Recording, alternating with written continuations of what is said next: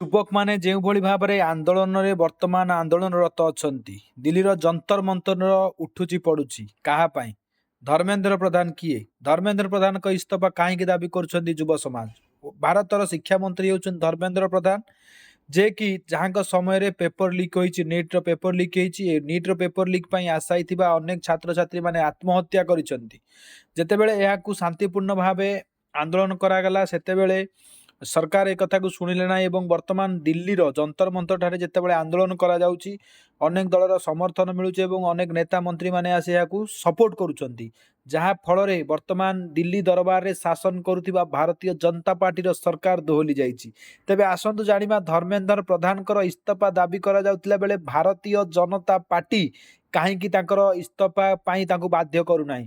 ଧର୍ମେନ୍ଦ୍ର ପ୍ରଧାନ ହେଉଛନ୍ତି ଓଡ଼ିଶାର ଏବଂ ଓଡ଼ିଶାର ସମ୍ବଲପୁର ସଂସଦୀୟ କ୍ଷେତ୍ରରୁ ସେ ସାଂସଦ ଭାବରେ ନିର୍ବାଚିତ ହୋଇଛନ୍ତି। ଯେତେବେଳେ ଓଡ଼ିଶାରେ ବିଜେପିର କୌଣସି ସତ୍ତା ନଥିଲା, ସେତେବେଳେ ଧର୍ମେନ୍ଦ୍ର ପ୍ରଧାନ ହିଁ ଜଣେ ନେତା ଯିଏକି ଓଡ଼ିଶାର ସତ୍ତା ପାଇଁ ଅହରହ ଭାବରେ ଚେଷ୍ଟା କରିଥିଲେ ଏବଂ ତାଙ୍କର 10 ବର୍ଷର ପରିଶ୍ରମର ଫଳସ୍ୱରୂପ 2024 ନିର୍ବାଚନରେ ଭାରତୀୟ ଜନତା ପାର୍ଟି ବିପୁଳ ସଂଖ୍ୟାରେ ସିଟ୍ ହାସଲ କଲା, ପାଖାପାଖି 78ଟି ସିଟ୍ ହାସଲ କଲା ଏବଂ ବର୍ତ୍ତମାନ ଦେଶରେ ନବୀନ ରାଜ୍ୟରେ ନବୀନଙ୍କର 24 ବର୍ଷର ଶାସନର ଜବନିକା ଘଟାଇ ପତନ ଘଟାଇ ବର୍ତ୍ତମାନ ଭାରତୀୟ ଜନତା ପାର୍ଟି ଓଡ଼ିଶାରେ ଶାସନ କରୁଛି। ତେବେ ଧର୍ମେନ୍ଦ୍ର ପ୍ରଧାନଙ୍କର ଇସ୍ତଫା ଏଥିପାଇଁ କେନ୍ଦ୍ର ସରକାର ମାଗୁନାହିଁ କିମ୍ବା ତାଙ୍କୁ ବାଧ୍ୟ କରୁନାହିଁ, କାରଣ ଯଦି ଧର୍ମେନ୍ଦ୍ର ପ୍ରଧାନ ଇସ୍ତଫା ଦେବେ ତେବେ ଓଡ଼ିଶାରେ ସରକାର ଭାଙ୍ଗିଯିବାର ସମ୍ଭାବନା ରହିଛି।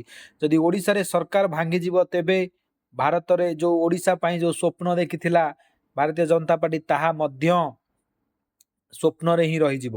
ତେଣୁ ଏଠି କହିବାର କଥା, ଭାରତୀୟ ଜନତା ପାର୍ଟି ଧର୍ମେନ୍ଦ୍ର ପ୍ରଧାନକୁ କାହିଁକି ଏତେ ପରିମାଣ ଡରୁଛି? କାହିଁକି ନା ଯେଉଁ 20 ଜଣ ସାଂସଦ ସଂସଦକୁ ନିର୍ବାଚିତ ହୋଇଛନ୍ତି, ସେଥିରେ ଧର୍ମେନ୍ଦ୍ର ପ୍ରଧାନଙ୍କର ଭୂମିକା ଗୁରୁତ୍ୱପୂର୍ଣ୍ଣ ରହିଛି ଏବଂ ବିଧାୟକ ମାନଙ୍କ ଚୟନରେ ଏବଂ ବିଧାୟକ ମାନଙ୍କୁ ବିଜୟ ଲାଭ କରିବାରେ ଧର୍ମେନ୍ଦ୍ର ପ୍ରଧାନଙ୍କର ମନୋଭାବ ମଧ୍ୟ ରହିଛି। ଏଠି ଆମେ ଗୋଟିଏ କଥା କହିବୁ, ଧର୍ମେନ୍ଦ୍ର ପ୍ରଧାନଙ୍କ ସମୟରେ ପେପର ଲିକ୍ ହେଲା, ଅନେକ ପୂର୍ବ ସରକାର ସମୟରେ ମଧ୍ୟ ପେପର ଲିକ୍ ହୋଇଥିଲା, କିନ୍ତୁ ଆନ୍ଦୋଳନକୁ ଏତେ ପରିମାଣ ତୀବ୍ର ରୂପ ହୋଇନଥିଲା। ଏବେ ଆନ୍ଦୋଳନ ଏତେ ତୀବ୍ର ରୂପ ହେବାର କାରଣ ହେଉଛି କକରୋଜ ଜନତା ପାର୍ଟି, ଯେ କି 20 ମିଲିୟନରୁ ଅଧିକ ଫଲୋଅର୍ସ ତାଙ୍କ ସହିତ ଅଛନ୍ତି ଏବଂ ଆଜି ରାହୁଲ ଗାନ୍ଧୀ ଯେତେବେଳେ ଡିକ୍ଲେୟାର କଲେ ଯେ ଆଜି ରାତି ତମାମ ସେଠାରେ ରହିବେ ଏବଂ ସଂସଦରେ ଏ ପ୍ରଶ୍ନର ଉଠାଇଲେ, ତଥାପି ଭାରତୀୟ ଜନତା ପାର୍ଟି କୌଣସି ପ୍ରକାରର ପଦକ୍ଷେପ ନେଉନାହିଁ, ଧର୍ମେନ୍ଦ୍ର ପ୍ରଧାନଙ୍କୁ ଇସ୍ତଫା ପାଇଁ ବାଧ୍ୟ କରୁନାହିଁ। ଦ୍ୱିତୀୟ କଥାଟି ହେଲା, ଯେତେବେଳେ ଯନ୍ତର ମନ୍ତର ଏଭଳି ଆନ୍ଦୋଳନ ଚାଲୁଛି, ସେତେବେଳେ ପୋଲିସକୁ ଲାଠିଚାର୍ଜ କରି ଅନେକ ଛାତ୍ରଛାତ୍ରୀ ମାନେ ଗୁରୁତର ଭାବରେ ଆହତ ହୋଇଛନ୍ତି ଏବଂ ଛାତ୍ରଛାତ୍ରୀ ମାନେ ଯେଉଁମାନେ ମରିଯାଇଛନ୍ତି ସେମାନଙ୍କୁ 1 କୋଟି ଟଙ୍କା ପ୍ରଦାନ କରିବା ପାଇଁ ଦାବି କରାଯାଉଛି। ଧର୍ମେନ୍ଦ୍ର ପ୍ରଧାନଙ୍କର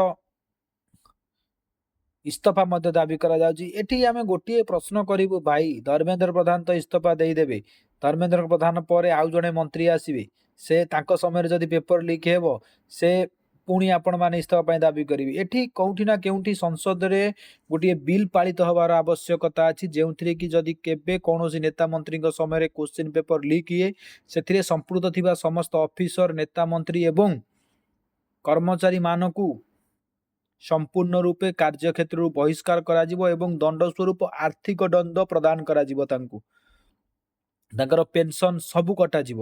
ଏମିତି ଗୋଟିଏ ସଂସଦରେ ବିଲ୍ ଯଦି ଆସନ୍ତା, ତେବେ ଆଗାମୀ ଭବିଷ୍ୟତରେ ଛାତ୍ରଛାତ୍ରୀ ମାନଙ୍କର କୋଶ୍ଚିନ୍ ପେପର ଲିକ୍ ହୁଅନ୍ତାନି ଏବଂ ଆଖିରେ ଆଖିଏ ସ୍ୱପ୍ନ ରଖି ଛାତ୍ରଛାତ୍ରୀ ମାନେ ଯେଉଁ ସ୍ୱପ୍ନ ଦେଖିଛନ୍ତି ଯେ ମୁଁ ଡକ୍ଟର ହେବି କି ମୁଁ ପାଠ ପଢ଼ି ଆଗକୁ ଯିବି, ମୁଁ କୌଣସି ଅଫିସର ହେବି, ତେବେ ତାଙ୍କ ସ୍ୱପ୍ନରେ କେବେ ହେଲେ ପ୍ରଶ୍ନବାଚୀ ସୃଷ୍ଟି ହୋତାନି।